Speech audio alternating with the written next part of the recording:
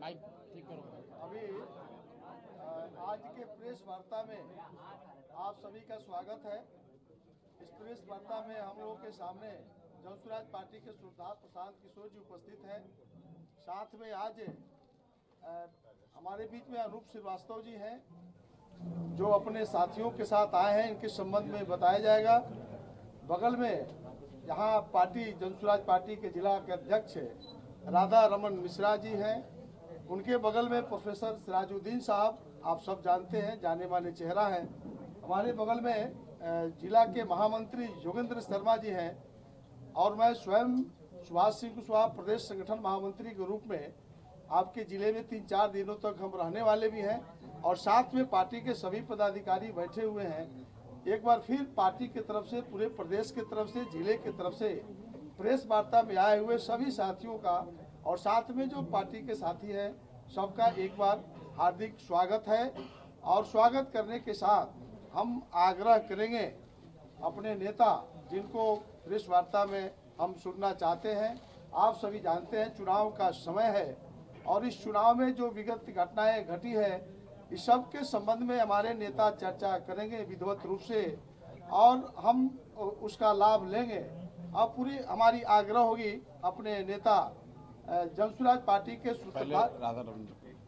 राधा रमन जी जो जिले के अध्यक्ष हैं, उनसे हम आग्रह करेंगे कि प्रेस को अपने तरफ से 2 मिनट के अपनी बातों को रखेंगे। बैठे बैठे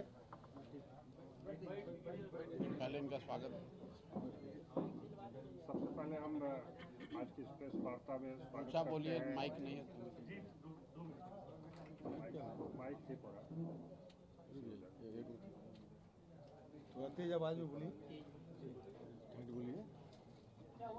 आज हमारे बीच में कभी भाजपा के मुख्य नेता रहे अनूप कुमार जी और आज उनको टिकट नहीं मिलने और लगातार सेवा करने के बावजूद भी भाजपा का जो चाल चेहरा उसके बारे में स्वयं ही बताएंगे। इनके साथ कैसे इनके साथ तो बर्ताव किया गया और इन्होंने निर्दलीय अपना नामांकन भरा है और अपने कार्यकर्ताओं के साथ हम लोगों के बीच आए हुए हैं। हम लोग इनका स्वागत करते हैं और इसके बारे में प्रेस वार्ता में आप लोगों को बताया जाएगा और इनके द्वारा लगातार क्षेत्रों में काम किया जाता रहा। हमारे प्रत्याशी को भाजपा के ही लोगों के द्वारा अनुचित दबाव बना के उनको नामांकन वापस कराया गया है और भाजपा से ही ये ताल्लुकात रखने वाले हैं, लेकिन भाजपा से अपना त्यागपत्र दे के और जनसुराज में आ रहे हैं और इस संदर्भ में प्रेस वार्ता में आप लोगों को विशेष जानकारी दी जाएगी। आप बोलेंगे? नहीं, आप पहले एक बार अपना आग्रह है अनूप श्रीवास्तव जी अपना 2 मिनट अपनी बात रखेंगे। पहले आपको मैं पहले शामिल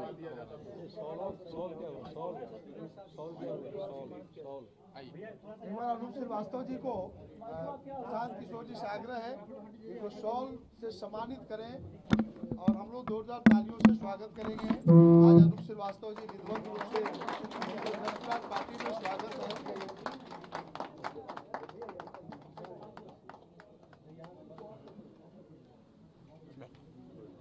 बैठ।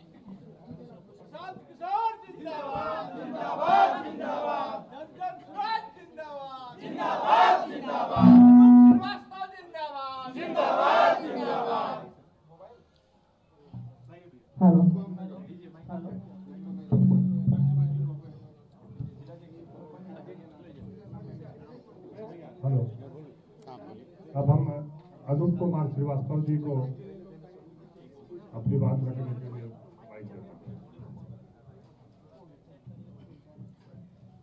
प्रेस वार्ता में आए हुए सभी सम्मानित इलेक्ट्रॉनिक मीडिया, प्रिंट मीडिया और यूट्यूबर साथियों,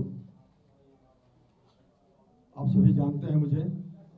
सबसे पहले मैं आप सबों का आभार व्यक्त करता हूं इस प्रेस वार्ता में आने के लिए।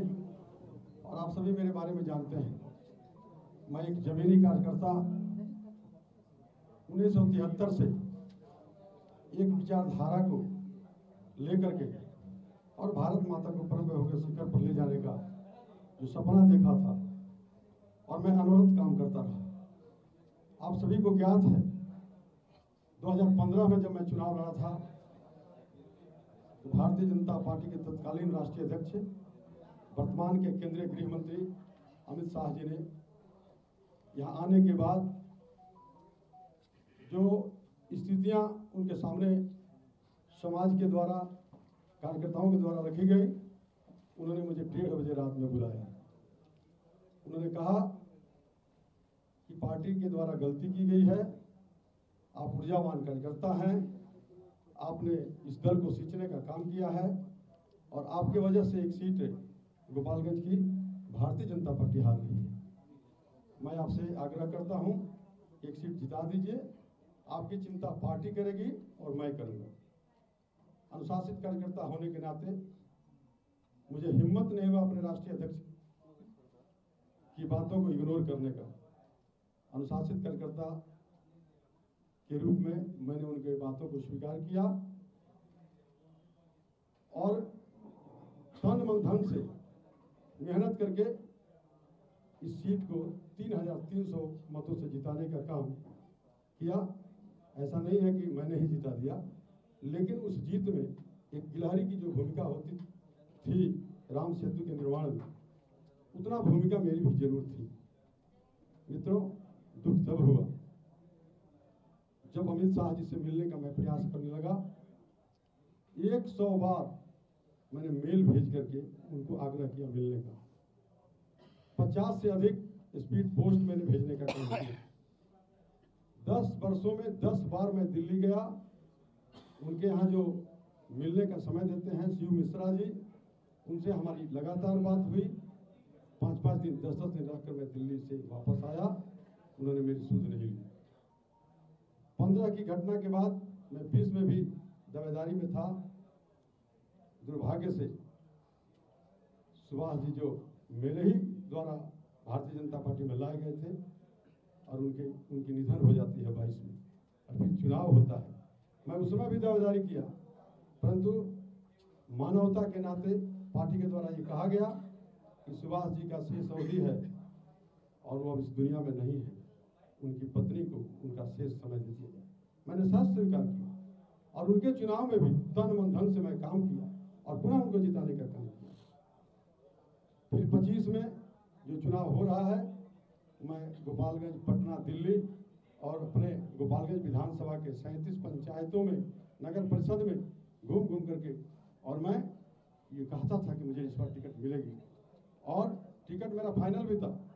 मैंने अपने कई इंटरव्यू में भारतीय जनता पार्टी के नेतृत्व को चुनौती दिया है कि अगर मेरा नाम टॉप में नहीं था, नंबर 1 में नहीं था, तो गोपालगंज के जो अरबों रुपया लगा करके इस बिहार में आपने सर्वे करवाया है, उस सर्वे को सार्वजनिक करिए। मैं सारा क्लेम वापस ले लूंगा मेरा नाम अगर नहीं होगा तो, और मैं भारतीय जनता पार्टी के जो प्रत्याशी हैं उनको समर्थन कर दूंगा। लेकिन मेरे प्रश्नों का जवाब न अमित शाह के पास है, न धर्मेंद्र प्रधान जी के पास था, न बिहार के जो अध्यक्ष हैं दिलीप जायसवाल जी, उनके पास था।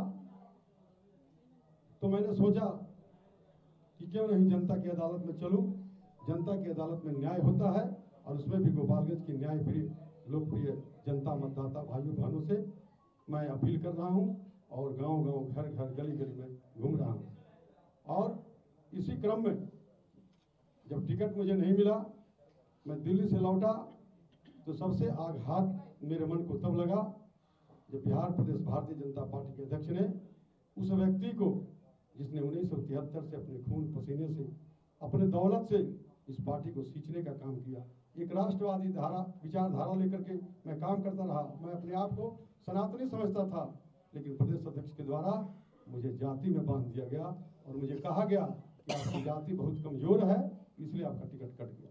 मैंने उनसे कहा मेरी जाति कितनी कमजोर है, इस भारत के इतिहास को, भारत के इतिहास से अगर कायस्थ समाज का योगदान माइनस कर दिया जाए तो भारत का इतिहास कुछ नहीं रहेगा। इसलिए स्वामी विवेकानंद से लेकर के लोकनायक जयप्रकाश नारायण तक, लाल बहादुर शास्त्री से लेकर हमारे दल के बहुत लोग भारतीय जनता पार्टी, हमारी जाति के लोग जुड़ करके और भारतीय जनता पार्टी को मेरे जैसे असंख्य कार्यकर्ताओं ने अपने खून पसीने से सींच करके और यहाँ तक लाने का काम किया है, तब जाकर के भारतीय जनता पार्टी विश्व की नंबर 1 पार्टी बनी है। लेकिन आज भारतीय जनता पार्टी में क्या हो रहा है, जितने जमीनी कार्यकर्ता हैं उनकी उपेक्षा हो रही है, उनको जातियों की नज़र से देखा जा रहा है। जब काम लेते हैं तो कार्यकर्ता कहते हैं देव दुर्लभ कार्यकर्ता, और जब परिणाम देने की बात आती है, मैंने चुनौती दिया है अमित शाह जी को कि आपको अगर हिम्मत है तो मुझे पार्टी से निकाल करके देखिए। ये पार्टी किसी की बपौती नहीं है, असंख्य कार्यकर्ताओं ने अपने खून पसीने से सींच करके यहाँ तक लाया है, और मेरे इस चुनौती को किसी ने स्वीकार नहीं किया। मैं नामांकन किया स्वतंत्र रूप से, मुझे चुनाव चिन्ह भी आवंटित हुआ है, गैस का सिलेंडर, लेकिन अभी तक भारतीय जनता पार्टी को हिम्मत नहीं हुई कि मुझे पार्टी से निकालने का काम करे। मैं आज भारतीय जनता पार्टी के सभी दायित्वों से स्वतः त्याग पत्र देता हूं, क्योंकि मेरी चुनौती स्वीकार करने की साहस, क्षमता और नैतिकता उनमें नहीं है। इसलिए मैं भारतीय जनता पार्टी के सभी दायित्वों से इस्तीफा देते हुए और भारतीय जनता पार्टी की सक्रिय सदस्यता, प्राथमिक सदस्यता से भी त्याग पत्र देता हूं। मैं धन्यवाद करता हूं प्रशांत किशोर जी का, जिसने मेरे दुखती रग को हाथ रखने का काम किया है, और जनता में जो मेरा विश्वास है, जो मेरी छवि है, मैंने आज तक 1 इंच जमीन किसी का हड़पने का काम इस जिले में नहीं किया है। और मैं वादा करता हूं आप सभी मीडिया के सामने, इस गोपालगंज की न्यायप्रिय लोकप्रिय मतदाता भाई बहनों से, कि मैं अपने चरित्र के साथ कोई समझौता नहीं करूंगा, अपने सम्मान स्वाभिमान के साथ कोई समझौता नहीं करूंगा। और आपने मुझे अवसर दिया तो आपके सेवा में मैं अपना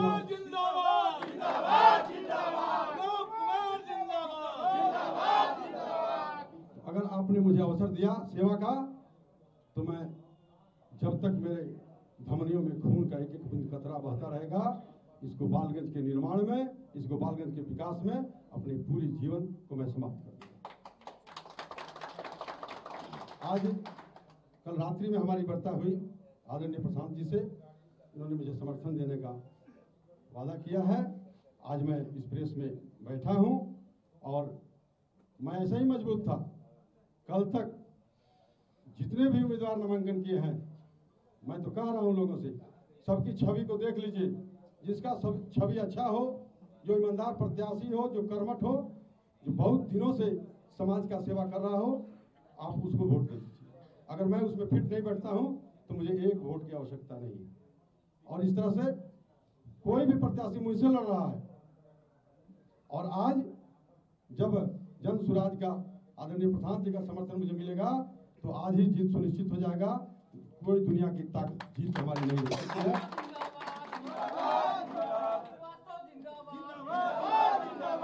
आप सभी का बहुत बहुत धन्यवाद, सादर आभार।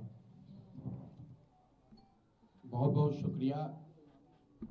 विशेष परिस्थिति में चुनाव के बीच में आप सभी साथियों को यहाँ बुलाया गया है इस प्रेस वार्ता के लिए। अनूप जी ने अपनी बात रखी है, तो 2-3 बातें हम लोग अपनी ओर से स्पष्ट करना चाहते हैं।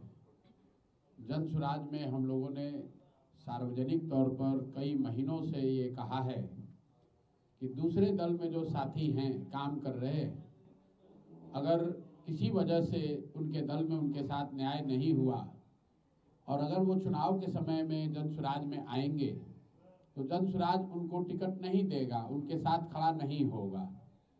लेकिन मैंने उस बात में साथ साथ ये भी कहा था कि 2-4 केस ऐसे हो जाए अपवाद के तौर पर, जहां सही मायनों में समाज के लिए, लोगों के लिए लड़ने वाले लोग अगर उनके साथ नाइंसाफी हो जाए, तो जन सुराज उनके विषय में गंभीरता से सोचेगा। और हम लोगों ने जो 243 उम्मीदवार दिए हैं, तो जन सुराज ने अपने वादे के अनुसार 90% से ज़्यादा लोग उन्हीं को टिकट दिया है जो जन सुराज में पहले से जुड़े रहे। 12 से 15 लोग ऐसे हैं जिनको टिकट चुनाव में के समय वो लोग आए और उनको टिकट दिया गया है, और उसको आप अपवाद भी मान सकते हैं और मेरी गलती भी मान सकते हैं। उसी में एक विशेष परिस्थिति आपके यहाँ गोपालगंज में थी। गोपालगंज के एक बड़े डॉक्टर, जो हम लोग के वरीय साथी और पार्टी में बड़े नेता, राज्य के बड़े कानूनविद वाईवी गिरी जी के कहने पर उनके वो क्लासमेट रहे हैं और मैं भी उनसे मिला। वाईवी गिरी जी ने भी कहा और उनके और भी लोग पार्टी में हैं, उन्होंने चुनाव लड़ने की बात करी। दल ने उनको अपना उम्मीदवार बनाया, लेकिन जैसा कि आप सब जानते हैं, 2-3 दिन पहले प्रेस वार्ता करके हमने बताया है कि बिहार ने कभी बूथ लूटोरों को देखा था। बिहार में बूथ लूटा जाता था। लालू जी के जंगल राज में वोट चुनाव जीतने के लिए बूथ लूटा जाता था। आज जो हम लोग देख रहे हैं कि चुनाव जीतने के लिए सीधे उम्मीदवारों को ही लूटा जा रहा है। देश के गृह मंत्री, देश के शिक्षा मंत्री, बड़े बड़े पद पर बैठे हुए लोग सामने से खड़े हुए व्यक्ति को, जो उनके विरोधी दल का है, सारी नैतिकता को ताखा पर रख के उन उम्मीदवारों के साथ बैठकर उन पर दबाव बनाकर उनसे नामांकन वापस कराया जा रहा है। वैसी ही एक विशेष परिस्थिति गोपालगंज में पैदा हुई है।